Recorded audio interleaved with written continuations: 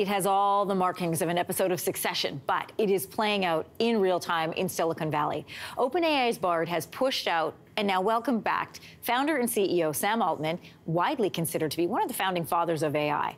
So AI employees demanded that he be reinstated following his surprise firing from OpenAI on Friday. It was a tumultuous weekend. They tried to find his replacement. In fact, they named a new CEO.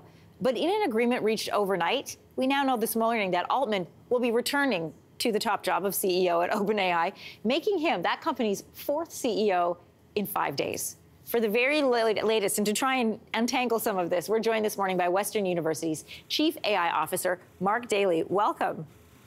Thank you. Okay, let's get right into it. More than 700 employees were threatening to quit OpenAI if Altman was not brought back. That includes some of the people who actually voted to get rid of him. There was even a board member on that letter.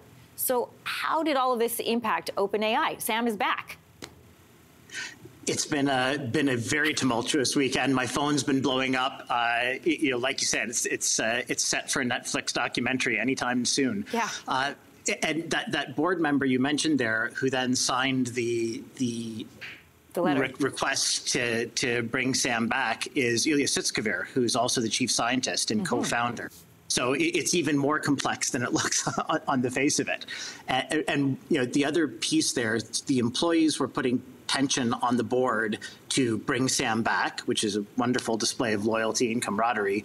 And at the same time, the investors were putting pressure on the board to do the same. So the board was really pinched by both sides. I have a logistics question to follow up, but first I want to ask you, where does OpenAI stand of today? Altman and a number of his colleagues appear to have found a new home at Microsoft. Will they all actually go there, or are they all coming back to OpenAI? It looks like they're going back. So Satya Nadella has played this brilliantly, and from his perspective, they could either continue their work inside Microsoft or in partnership with Microsoft, and it looks like they're going for the partnership with a mostly new board for OpenAI. Mostly new board for OpenAI. They've got people coming back from Microsoft. Really quickly, what happens to the CEO? He used to be the CEO of Twitch and then was hired on as Altman's replacement. Where does he go? Good question. Not sure at this point. Man, so many unanswered questions. What's the future of OpenAI? We look at money and investment, for example. What does this do to their value as a company to have this much tumult? There's a saying that no publicity is bad publicity. Front of mind for everyone, I think the actual take-home message here is what we've seen happen within the OpenAI board and organization itself. It is a microcosm of the conversation in broader society between the accelerationists who just want to go as fast and as far as possible with AI, and those who want to take a more cautious, heavily regulated approach.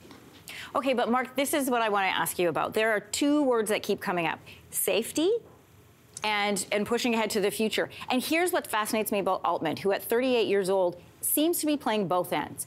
On one hand, he's talking about we need to put on the brakes. And then in other discussions, he's saying, what would happen if we could just go? So who is he really? He seems to be a different guy depending on which company he's talking to. He is a very savvy and excellent CEO, and he knows the audience to whom he's speaking. I think at heart, he's an accelerationist, but he's also a humanist and understands that there is a need for responsible innovation and open innovation. I would just also, Mark, think about all the legalities of exiting one company, hiring at another company, which, by the way, is a key funder of the company that you left that you're now going back to. Lawyers must be making a fortune, but how do you untangle all of that? Fortunately, it looks like they're not going to have to, because they're going to be able to leave OpenAI in situ as it is. I would be surprised if Microsoft doesn't gently request a seat on the new board, but we'll see what happens. Doesn't this all feel a little bit orchestrated, Mark? Like orchestrated chaos? If I were watching from 10,000 feet away, I'd say, yeah, this looks like a publicity stunt. But I'm close to people who are in the organization, and based on the sort of genuine human reactions I've seen from them over the weekend, I think this is legit.